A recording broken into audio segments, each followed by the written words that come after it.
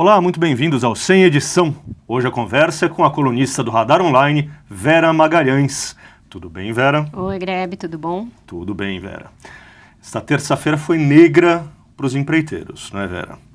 Condenação de Marcelo Odebrecht a mais de 19 anos de cadeia e também o pedido de recuperação judicial da Mendes Júnior, outra empreiteira envolvida aí nas tramóias do Petrolão. Vera, 19 anos de cadeia por Marcelo Odebrecht, você acha que ele fala ou não fala agora? Ele fala ou não fala, é ótimo. Eu acho que caminha para que ele e os demais executivos que também foram condenados da empreiteira comecem efetivamente a negociar um acordo de delação premiada. Até agora se dizia muito que eles podiam vir a fazer, eles deram alguns indícios, começaram a fazer uma negociação, mas nada ainda muito formal, muito concreto. O juiz Sérgio Moro mostrou que não estava blefando ao mantê-lo preso todos esses meses. Ele está preso desde junho do ano passado. A condenação dele foi muito rápida, se você pensar no tempo de desdobramento de algumas outras ações que começaram até antes. No tempo médio de qualquer processo no Brasil, não é? Ainda não tiveram esse desfecho. O Moro focou muito nesse processo da Odebrecht, porque eu acho que desde o início ele viu que viria dali o enredo principal da Lava Jato. Então, se ele quiser colaborar, ele tem muito ainda a dizer. Todo mundo está dizendo, está tanta gente fazendo delação que sobra pouco a dizer. Nesse caso, é uma figura muito central que participou diretamente de coisas que a Lava Jato está cutucando agora, como a reforma do sítio do presidente Lula, as palestras pagas a ele, o dinheiro pago ao Instituto Lula, essa coisa dos pagamentos ao João Santana por campanhas no exterior aqui. Ele pode esclarecer se esses pagamentos eram de campanhas aqui ou no exterior. No exterior. Tem toda uma engenharia de uso de contas no exterior que foi aparentemente aperfeiçoada pela Odebrecht, que também pode ser desvendada por uma delação, não é? Quer do Marcelo Odebrecht, quer dos executivos. Outros executivos. Né? Tem um dos executivos condenados hoje, o tal do Alexandrino Alencar, era muito constante, figura constante nas viagens do presidente Lula, gozou de alguma intimidade com o ex-presidente Lula. Então, e não é condenação pequena também, são 15 anos. Todas essas condenações levam a regime fechado. Exato. Não é aquela brincadeira de começar já em regime semiaberto e com alguns meses de cadeia progredir para um regime mais tranquilo. Regime fechado. E regime fechado que começa a cumprir pena a partir do momento em que o primeiro recurso não for acatado pelo TRF. Exatamente. O TRF até agora, salvo engano, não reformou nenhuma decisão importante do juiz Sérgio Moro. As condenações são por quê, Vera? O Marcelo Odebrecht foi condenado por corrupção ativa e algumas reincidências que foram agravando essa pena e por lavagem de dinheiro, justamente por essa engenharia de dinheiro financeira, no né? exterior. E é importante lembrar a decisão histórica aí que mudou a jurisprudência do Supremo, dizendo que a partir das condenações em segunda instância não tem mais essa história de você recorrer em liberdade. Exato. Então, quer dizer, agora ficou muito concreta a possibilidade do Marcelo Odebrecht passar um tempão na cadeia, né? Exato. Ele estava mostrando muita resiliência, força de vontade, escrevia na cadeia, lia muito, se exercitava. Mas eu acho que diante de uma perspectiva de passar anos na prisão, uma pessoa que teve o poder que ele teve e sempre teve o dinheiro que ele teve, que tem família, que é jovem, deve rever essa estratégia, mesmo porque é uma estratégia que para a empresa não tem mais também muito sentido econômico, porque ela já está sofrendo as consequências econômicas da Lava Jato, ela já está num acordo de leniência que deve fazê-la sangrar bilhões. Exato. Ela, nessa mesma condenação, já vai ter que pagar uma multa bastante pesada, 365 milhões de dólares, se eu não me 35 milhões de dólares, aliás. De multa, né? De multa e mais 100 e tantos mil de reais. Então, não é coisa pequena e essa atitude de não delatar não é mais interessante, nem para os executivos, nem para ele. Nem para as empresas, né? Nem para as empresas. Vide o caso da Mendes Júnior. Você antecipou no Radar, no começo do mês, que a possibilidade desse pedido de recuperação judicial já estava na mesa. E hoje se concretizou, né? Se concretizou uma dívida também de milhões, 255 milhões, eu acho. Era uma empreiteira que já vinha meio mal das pernas. já esteve envolvida em escândalos anteriores, até no escândalo do presidente do Senado, Renan Calheiros, que era a empreiteira por meio da qual ele fazia os pagamentos para a amante. Mas estava se recuperando e estava no consórcio lá das empresas da Petrobras. Desde que surgiu o Petrolão, voltou a enfrentar muitas dificuldades, deixou de receber da Petrobras e agora entrou em recuperação judicial. Realmente não é um momento fácil para as empreiteiras, seja porque elas estão tendo muitas dificuldades decorrentes dos processos que elas respondem, seja porque qualquer mercado de obra de infraestrutura está parado no Brasil. O Sérgio Moro hoje incentivou as empreiteiras a fazer os acordos de leniência, né? Ou seja, reconhecer os seus ilícitos e buscar ali um caminho para continuar operando, né? Exato. Inclusive, eventualmente, podendo de novo contratar com o poder público e tudo mais, né? Hoje está numa situação em que muitas já fecharam o acordo, da parte delas, a CGU, que é a Controladoria Geral da União, também já fechou, mas ele está esbarrando em óbices na Petrobras, que não aceita... Ela teme que dê ali um aval de que está tudo certo, tudo quitado, e seja processada depois pelos seus sócios internacionais. Por exemplo. E o Tribunal de Contas da União, que não aceita ser excluído como parte importante desses acordos e está reclamando da mudança feita na lei anticorrupção para escanteá-lo. Então, por isso que eles estão muito emperrados, esses acordos. É importante isso que você mencionou da Petrobras.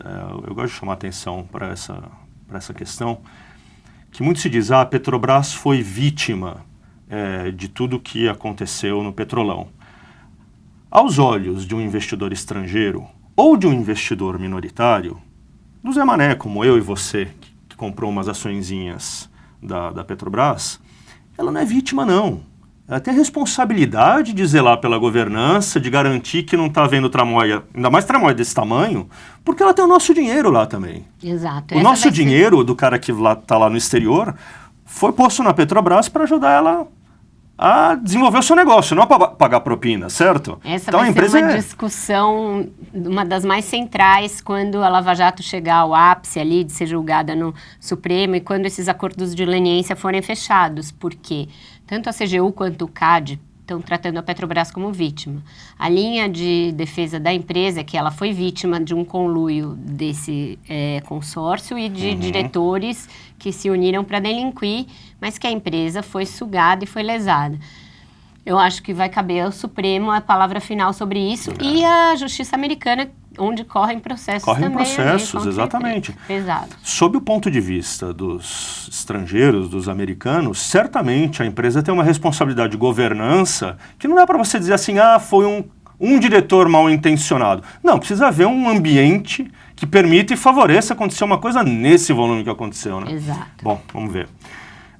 Vera, além disso, além das delações possíveis dos empreiteiros, há mais delações, você que fala com todo mundo aí, há mais delações que estão engatilhadas ou que podem acontecer nos próximos dias? Tem algum cheiro? Se tem um mercado que está aquecido no Brasil hoje é esse, Graham, talvez o único. Porque justamente você mencionou a decisão do Supremo de que condenado em segunda instância já vai para a cadeia. Está todo mundo negociando, todo mundo pelo menos deu início a uma conversa para fazer alguma colaboração. Isso a tal da lei da oferta e da procura, né? Quando a oferta está muito grande, a força-tarefa agora quer dar tiros grandes, quer grandes informações. Então, eu acho que ela vai focar em pessoas que possam atingir esse núcleo que ela quer atingir, qual seja o presidente Lula e a campanha da presidente Dilma Rousseff. Então, eu acho que nesse escopo aí que está definido agora, João Santana e sua mulher Mônica Moura são peixes grandes que a Lava Jato quer atingir. Vamos ver os dois aí. Esses, se fecharem, tem chance de detonar uma bomba atômica. Assim alguma notícia vem aí dos bastidores da operação de quem poderia estar mais propenso a falar no casal? Ela está mais propensa que ele. A gente até noticiou isso no Radar no domingo, no sábado, né, quando saiu a revista, e hoje algumas outras colunas vieram com a mesma informação meio requentada ali, mas ela demonstra mais impaciência, mais inconformismo, de estar presa, e ela foi quem deu o start para que o advogado, que é o comum aos dois, começasse a negociar com os procuradores. Quem é o advogado? Ele se chama Fábio Toffic, é um advogado relativamente jovem. Certo.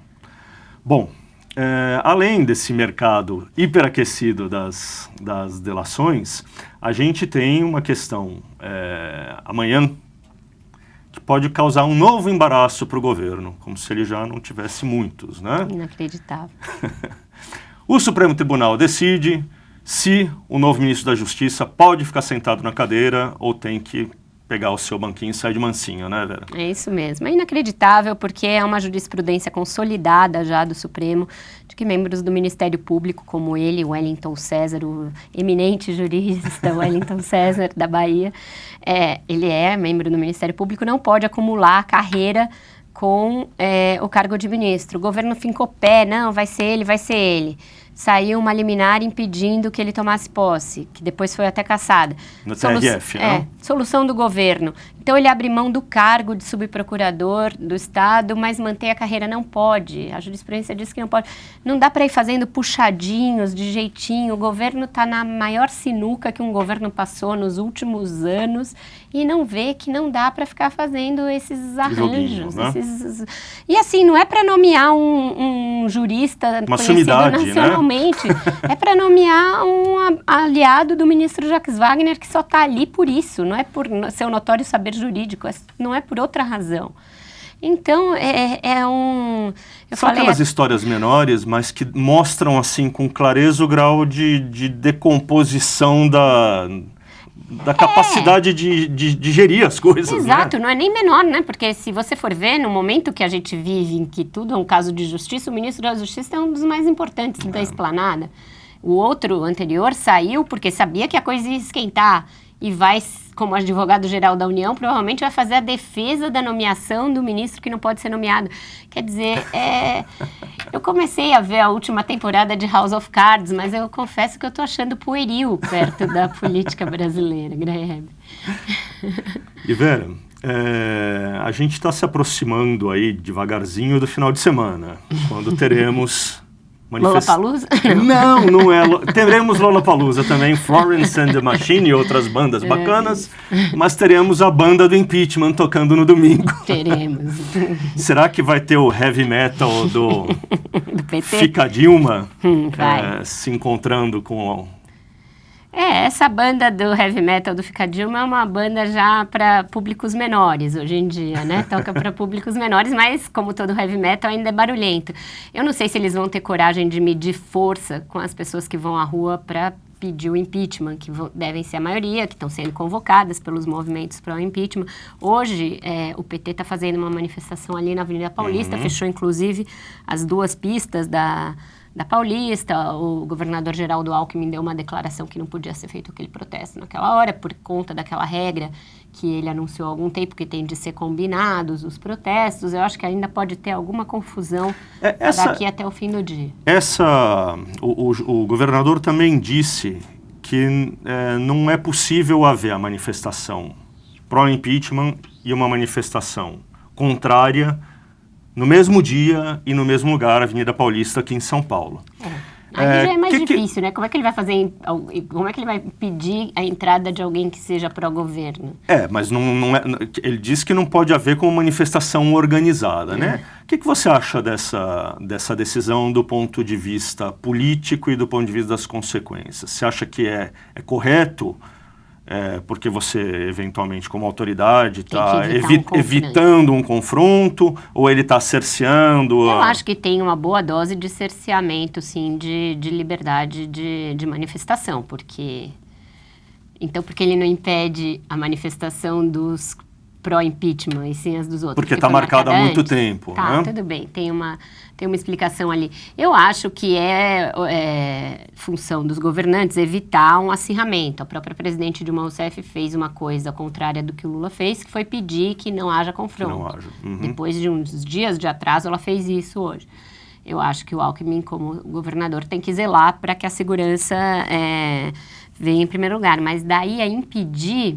Eu tenho minhas dúvidas, sinceramente. Não gosto de nada que cheire a cerceamento. Ainda mais ele sendo um governador de oposição, devia ser o primeiro a não querer soar como cerceador da liberdade de expressão, né? Agora, a mera possibilidade, né, de que tenha um encontro ali, talvez afete um certo tipo de pessoa que poderia estar pensando em ir para a rua no domingo. E que pode Aquelas ficar com pessoas medo. que a gente viu em manifestações anteriores, levando criança, levando velhinho, a ver se isso... Também tem isso, claramente, ao ficar instigando e ao ficar convocando para o mesmo dia, o PT pensa nesse efeito. Esse esvaziamento, né?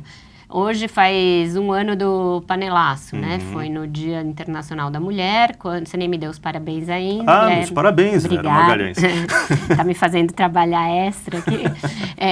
Foi no Dia da Mulher, quando a presidente fez aquele malfadado pronunciamento e levou o seu primeiro panelaço pela frente. E hoje ela vai fazer uma manifestação pelo Twitter para evitar maiores apupos. Muito bem. Vera, para o espectador, foi um presente ter você aqui no Dia da Mulher. É verdade. Nós temos sempre que pensar no espectador, certo? Sempre temos que pensar nele, claro. É verdade. Para mim também foi um presente, sabe? Muito bem, Vera. Mais alguma coisa que a gente precise lembrar sobre essa segunda e essa terça que já foram quentes? Pois é, ainda pode esquentar mais. A delação do Delcídio, para voltar no tema do dia, está para sair do forno a qualquer momento. O ministro Teori Zavascki pode homologar ainda nesta terça. A partir disso, não se sabe o que tem ali. São 400 páginas, o que veio à tona, dizem, é só uma parte. É só uma parte, né? Pode ter muito mais gente envolvida. E a partir da homologação vão ser deflagradas várias ações ali, de novo, de busca e apreensão de documentos, etc, etc. Pode virar uma fase específica da Lava Jato, já que a gente viu que eles têm previsão... Eles estão na 25ª fase, eles têm previsão de... 24ª eles têm previsão de ir até a 31ª. Então, uma novela... E se precisar, tem mais espaço isso. na prateleira, ainda não é isso? Vamos ver muitas temporadas desse seriado. Muito bem. Muito obrigado, Vera, Obrigada no Dia você. das Mulheres. Obrigada. Obrigado a vocês que nos acompanharam. Feliz Dia das Mulheres, finalzinho dele. E até o próximo Sem Edição.